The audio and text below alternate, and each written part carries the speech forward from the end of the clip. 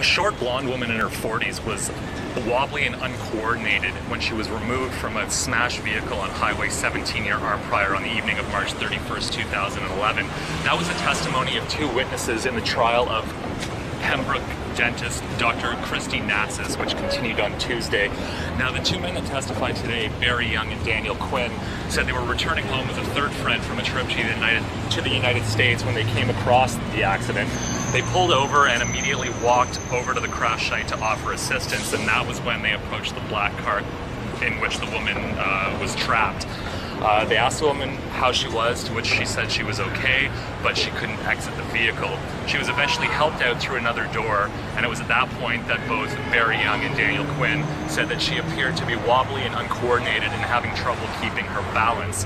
Now, while the prosecution seemed to suggest that that was the result of some kind of impairment, defense lawyer Michael Edelson argued that it was in fact because the woman, who wasn't wearing shoes at the time, could have been uncomfortable from standing on the gravelly, possibly debris-filled ground, and likely also suffering the effects of some kind of shock as the result of the accident.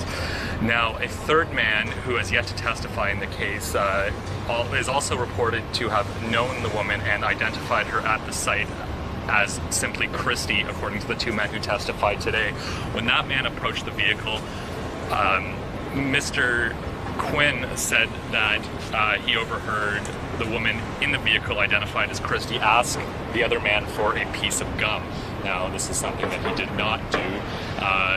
Barry Young testified that he then went over to the other white vehicle involved in the collision to see a seriously injured man, later identified as Brian Casey, who at that point was unconscious and unable to communicate.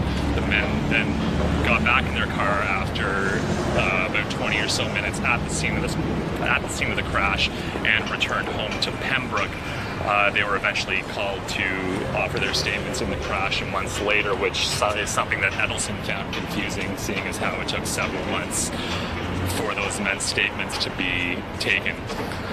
The trial will continue on Wednesday with additional testimony. For the Ottawa Sun, I'm Chris Hoffley.